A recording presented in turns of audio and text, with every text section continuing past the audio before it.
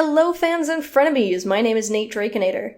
I originally published a comic back in September of 2017 where I pitched an idea that I called the Mastermind Spotted Leaf AU back then, but ever since it's been more well known as just Evil Spotted Leaf AU, which is fine too.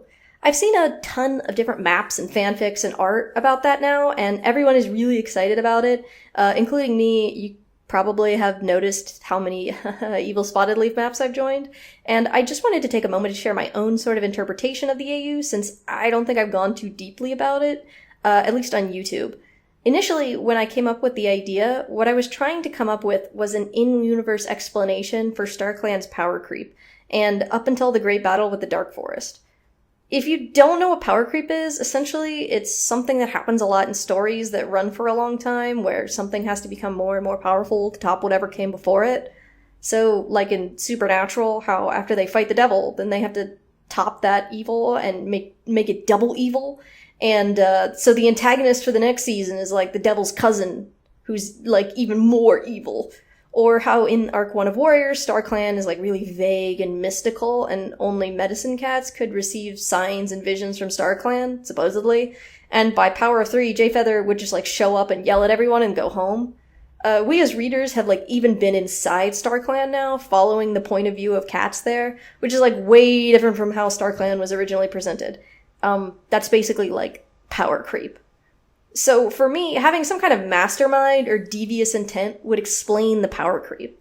In the books, Spotted Leaf becomes a sort of like Jesus figure or a martyr, a character that seems to be sort of like weirdly in charge of prophecies and stuff in StarClan, even though she sort of like just got there.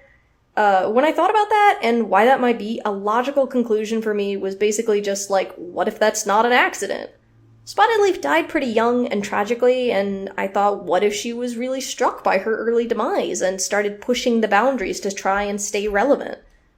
For example, it seems like StarClan cats can kinda tell the future sometimes, but not all the time, I guess, but Spotted Leaf probably figured out pretty quickly that Fireheart was, like, super important.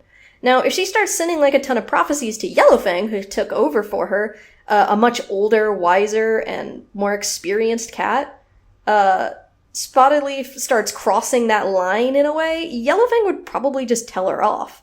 But if she visits Fireheart in secret, who she knows will be the leader of ThunderClan one day, she can remain relevant and important by guiding his steps, and, keep out of Yellowfang's eye.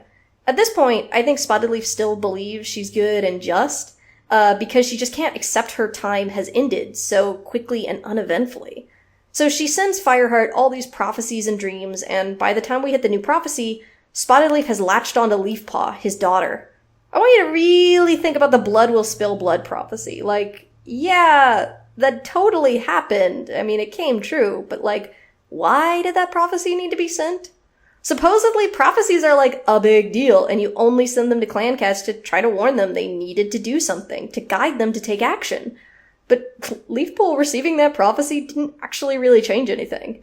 And like, wow, it was sent to her over and over and over again. And it wasn't just like telling her the prophecy. She would be like talking to someone and suddenly double over in pain and fear as she had a vision of the lake filled with blood and cats screaming in fear. Like, why? Why was this so important? Like, let's say she had never gotten the vision at all. She doesn't figure out what it, she didn't even figure out what it meant until Hawkfrost was already dead. So it didn't really affect any of her actual actions other than making her really freaked out.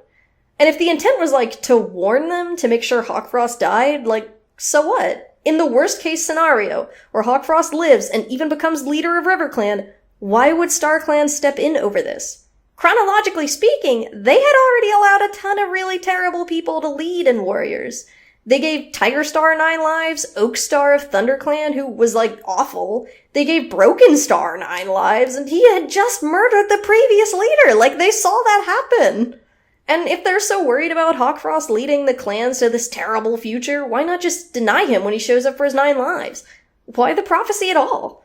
It doesn't make sense, unless you have Spotted Leaf coming up with a flimsy excuse to send prophetic dreams and then getting mad when they're ignored and sending them again and again. So up until this point, I figure she still thinks that what she's doing is totally morally justified and fine, and she's really doing the best for her clan and all that. But I think around this point, there starts to be a big shift. in her attitude. She finds out about the prophecy of 3 and the coming war, and she still thinks like she's the good guy, but in her mind she thinks, hey, the war is already prophesized. It's coming no matter what. But I can control how it happens and how it ends. So Mapleshade is in charge of the Dark Forest, basically, and Spotted Leaf goes to try to talk to her, but obviously Mapleshade doesn't care about what no StarClan cat has to say, so our girl Spotted Leaf comes up with a new plan of action. She hunts around StarClan and she finds Mapleshade's kits and Appledusk, and first she brings her kits to the border between StarClan and the Dark Forest, which Mapleshade can't cross. My AU kind of like divulges into 2 paths here. One is the story that I would write if I was in like charge of the books, and the other is more fun to play with, I think, because in the first one, Spotted Leaf threatens Mapleshade's kits to get her to do what she wants, and Mapleshade, furious, is forced to obey. In the more fun one, Spotted Leaf just sort of brings her kits to see for the first time since she died, and together they cook up a plan to fix the war.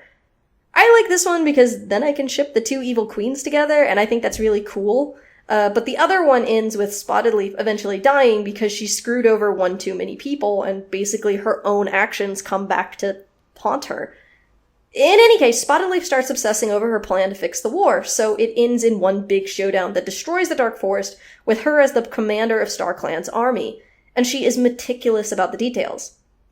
Like, she tells Leafpool to follow her heart and have kids with Crowfeather because she needs the 3 to be born, but she isn't really interested in the emotional turmoil that Leafpool is going to go through because of it. She forces Jayfeather to be a medicine cat, even though he really doesn't want to be, because she needs him to be. I also think in this AU, the only person to outright defy her would be Hollyleaf. I kind of like the idea that Hollyleaf is actually one of the 3, but refusing to play by Spotted Leaf's rules, but I like Ivypool a lot too, and I don't really want to like muck up that narrative too much. So basically at this point, Spotted Leaf is furious because she thought Hollyleaf was one of the 3, and she's really furious that she was wrong because she's not supposed to be wrong ever about anything, you know? Because she's like a prophet from StarClan. And Hollyleaf is living in the tunnels, and Spotted Leaf doesn't even realize she's alive because Mapleshade tells her that Hollyleaf went to the Dark Forest and is there.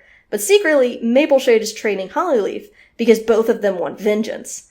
Things proceed mostly as normal until we get to the Great Battle, the first time Mapleshade and Spotted Leaf are on the same battlefield, and during the fight, people start to realize that pretty much every bad thing that's happened to them in the last 10 years was a result of one of Spotted Leaf's manipulations, and they all start to turn on her. As she runs away from one person, she runs straight into someone else that she's already wronged, and so on.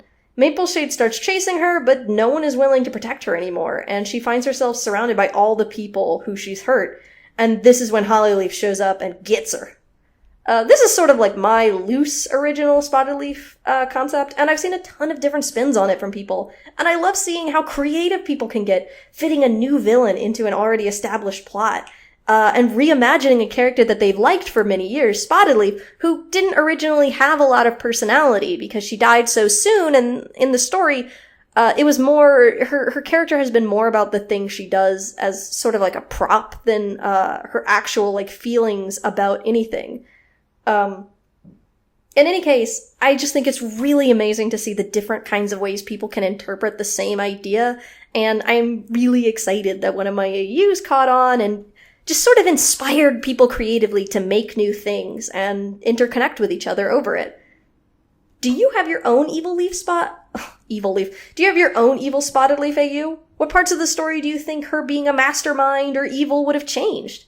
Hop on down to the comments and let me know because I would love to hear your thoughts. See you next time. Naders out.